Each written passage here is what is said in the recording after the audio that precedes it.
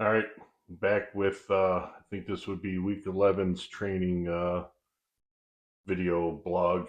Um, Going to be pausing these again for a little bit.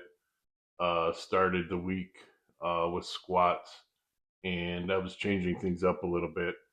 And I was going to do my heavy squats and heavy deadlifts in the same day, just to see if I could get a little bit more work done with the heavy squats and heavy deadlifts and not have to warm up so much for deadlifts because I was already pretty warmed up from squatting and everything.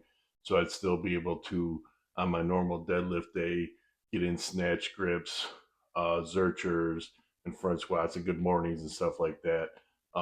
Wasn't sure how I was going to work it. Maybe do heavy squats, heavy deads, and then maybe a front squat and a Zercher and call it a day. I mean, that seems like a lot, but I was just going to try to play with it for a couple weeks to see how I can kind of compact some training, but ultimately see if I could get through deadlifts with not as many warm ups.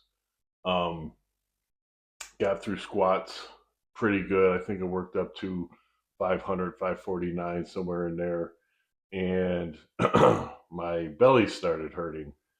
Now, I've had a protruding belly button for 2 or 3 years, if not longer, for a lack of actual memory.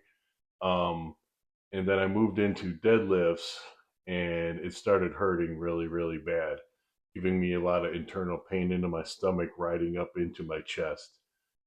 This has happened a couple times over the past couple of months, but this was way more intense than any other day. So I shut the session down completely and reached out via Facebook Messenger to a couple of my doctors, one who did my shoulder surgery and another who has done some work on me with his ultrasound and cortisone injections and PRP injections and things like that. And I also reached out to a friend at another gym who has a ton of clients, and I was sure who's dealt with an umbilical hernia.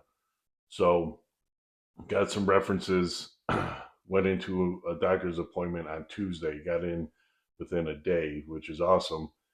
And sure as shit, I have a pretty good umbilical hernia, and I have surgery scheduled for October 21st. I'm going to try to get in earlier. They're going to keep looking to try to get me in earlier because it's a 6 to 8 week recovery, depending on supplements.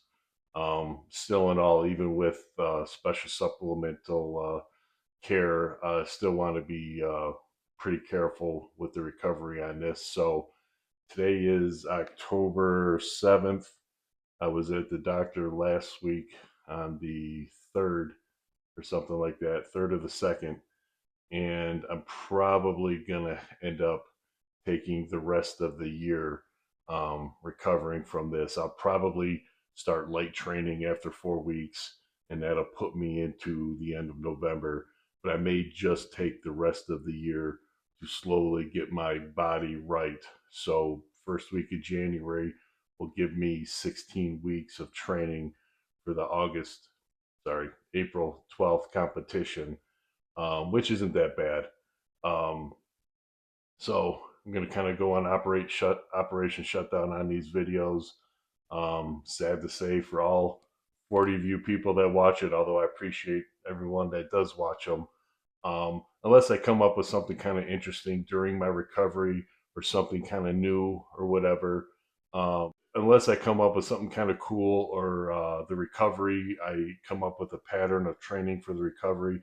Maybe I'll do some one-off videos on those type of thing, or just like check-in stuff. But probably won't do much until I'm fully back into meat mode. So I'm gonna show a picture of my gross belly button, and that'll be it. So this is a short one, last one for a little bit. I do appreciate everybody who has subscribed and liked and watched these videos.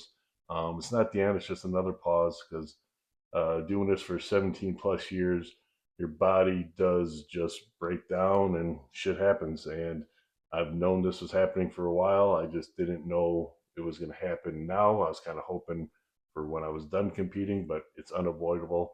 And here we are. So Thanks for giving us a watch, and talk to you guys sooner or later.